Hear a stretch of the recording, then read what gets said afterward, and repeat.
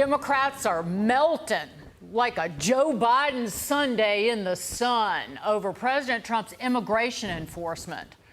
And nobody plays up the theatrics more than Eric Swalwell, Mr. Emotional Warfare, incoming. And these ICE agents running around our communities like masked bank robbers, terrorizing women, they're going to get themselves hurt, and I hope that doesn't happen.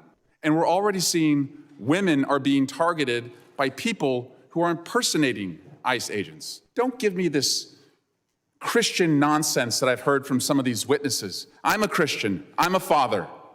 I hope every state that is able to, and every community that is able to, unmasks ICE with their policies.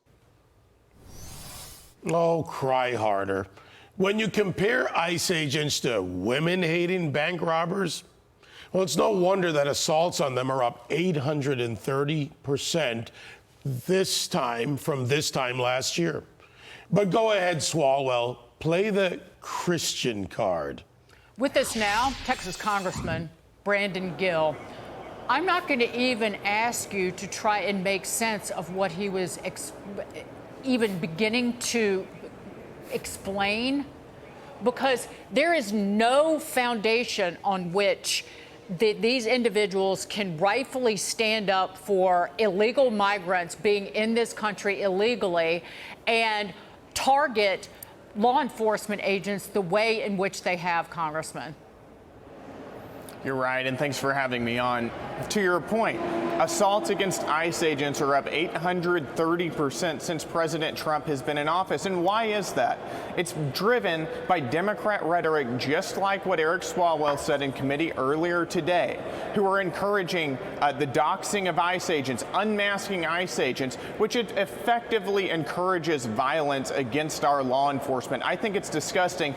I would like to see Eric Swalwell spend a day walking in the shoes of an ICE agent. He would not have the courage to do that. No, Congressman, we know the facts. They get the warrants, they base on intelligence, other information. They're wearing full identification, HSI, ERO in some way. But what Eric Swalwell and the 12 Senate Democrats with that Visible Act and all of them want to do on the Democrat side is they also want to target those families. We're getting reports of ICE agents' families now being targeted. What do you say to that? What I would say to that is that this is because of the border crisis that Joe Biden and the Democrats created. Remember, the people who are flooding across our border, millions of them, included some of the most violent and ruthless drug gang members in the world. These are people who relish not only murdering and raping their victims, but torturing them for pleasure. These are the people that the Democrats let into our communities. So yes, ICE agents are protecting themselves and their families from these ruthless criminals while they're trying to do their job upholding our immigration laws. And a member of Congress should be supporting them. We should be having ICE's back right now as they're doing their job, not attacking them and doxing them and effectively encouraging violence against them.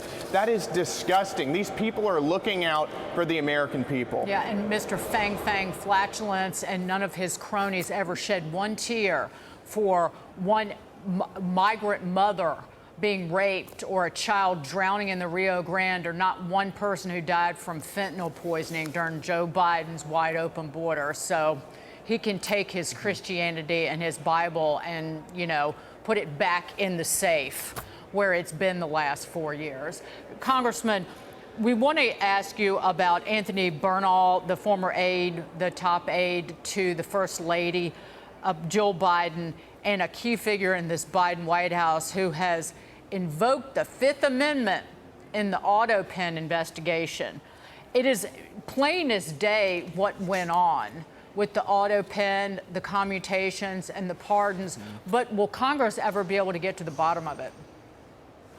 We are in the fact-finding phase right now of this investigation. And remember, Mr. Bernal came in and he invoked the Fifth Amendment even when he was asked if anybody who was not an elected official was carrying out the duties of the President of the United States. That should be a very simple and easy question to answer.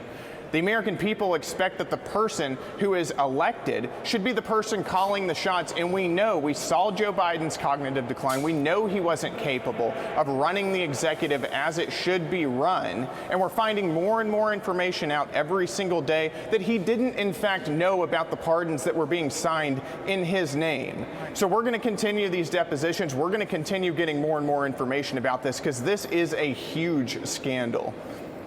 The biggest I've ever seen in my lifetime, and I am long in the tooth. Congressman Brandon Gill, great to see you, sir.